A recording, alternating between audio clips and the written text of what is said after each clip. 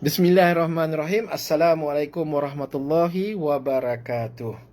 Alhamdulillah kita dapat bertemu sekali lagi selepas bulan Ramadan. Saya lama tak buat rakaman video-video pendek ini yang saya upload di dalam Arifin Sabirin Official. Lama saya tak buat sebab sepanjang bulan Ramadan saya sibuk berzoom dan juga bukan berzumba, berzoom dan juga ber-FB live tentang isu-isu harta pusaka. Ya, tadi kawan-kawan request buatlah video pendek-pendek nak dengar FB live tu, walaupun FB live tu ada dekat dalam Arifin Sabirin Official. Nak dengar FB live tu sampai sejam setengah, 2 jam tu lama berbenar katanya. Ya, jadi buatlah video pendek-pendek. Jadi saya buatlah kembali video pendek-pendek ni. Ya, okey. Hari ini saya akan menceritakan tentang wasiat. Ya, jadi banyak pertanyaan diberikan kepada saya ya tentang wasiat. Boleh tak buat penjelasan tentang wasiat? Okey. Wasiat yang pertama sekali yang ingin saya jelaskan ialah dari segi hukum berwasiat. Hukum berwasiat secara umumnya ya adalah sunat, bukan wajib. Ada pihak-pihak di luar sana yang bercerita tentang betapa wasiat ini hukumnya wajib. Surah Al-Baqarah ayat 180. Ya, Allah mewajibkan kepada kamu untuk berwasiat kepada ibu bapa, kaum kerabat. Ya, Surah Al-Baqarah ayat 180. Lepas tu dia sambung lagi. Surah Al-Baqarah ayat 181. Maka berdosa orang-orang yang mengubah wasiat tu. Maknanya kalau dah buat wasiat, maka wajib ikut. Ya, jadi ini kita nak kena faham bahawa hukum berwasiat ini sudah pun dinasahkan. Ya, jadi fuqaha sependapat selepas turunnya ayat surah An-Nisa 11, 12 dan 176, fuqaha sependapat bahawa hukum berwasiat itu adalah sunat. Dan apabila dimaksudkan wasiat tu, apa sebenarnya wasiat ni dari segi hukum syarak? Dari segi hukum syarak, saya akan cerita wasiat dari segi undang-undang sivil dalam video yang seterusnya selepas ini. Hari ini saya nak cerita wasiat dari segi hukum syarak. Jadi bila disebut wasiat, maka kita sorot kembali kisah Sa'ad ibn Waqqas. Ya, apabila Sa'ad ibn Waqqas bertanya kepada Rasulullah, "Ya Rasulullah, aku ni harta banyak, aku ada seorang anak perempuan. Boleh tak aku wasiatkan keseluruhan hartaku kepada jalan Islam?" Jadi dia nak wasiatkan kepada jalan Islam. Maknanya dia nak infak semua harta dia. Rasulullah kata, "Jangan." Separuh, dia tanya lagi. Separuh pun jangan, kata Rasulullah. 1/3 boleh.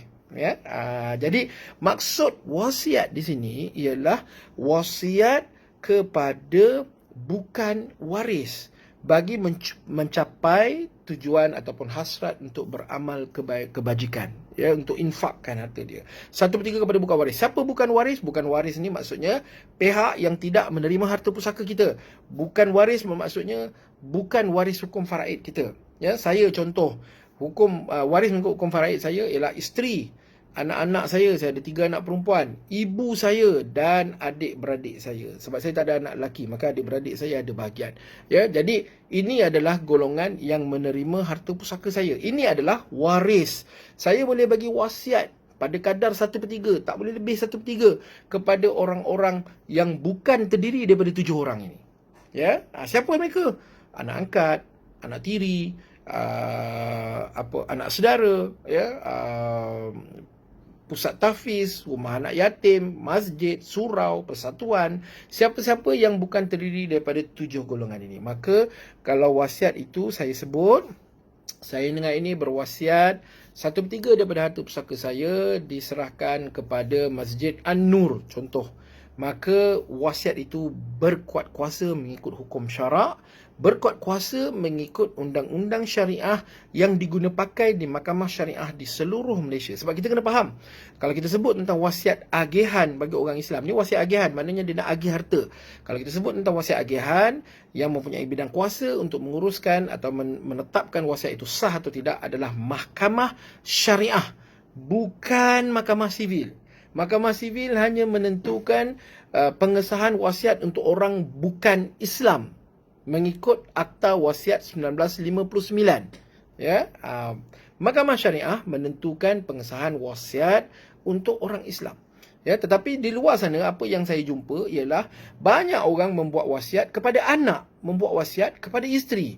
Apa kedudukan wasiat buat kepada anak dan kepada isteri ini? Sedangkan anak dan isteri adalah termasuk dalam golongan yang menerima bahagian mengikut hukum faraid. Maknanya mereka adalah waris mengikut hukum faraid. Okey. Kedudukannya bagaimana? Kedudukannya ialah contoh saya tadi, ya. Kalau kedudukannya ada saya buat wasiat kepada anak dan isteri, tidak dipersetujui oleh waris-waris yang lain, saya ada waris yang lain, maka wasiat itu batal. Batal. Ya. Jadi ini banyak berlaku kekeliruan. Orang banyak sangat tengok filem Tiga Abdul. Jadi dan banyak nampak Sulaiman Aklakan buat wasiat untuk family Ismit Ulam Raja. Jadi mereka pun berfikiran bahawa kalau nak bagi harta, maka mereka perlu buat wasiat. Ya.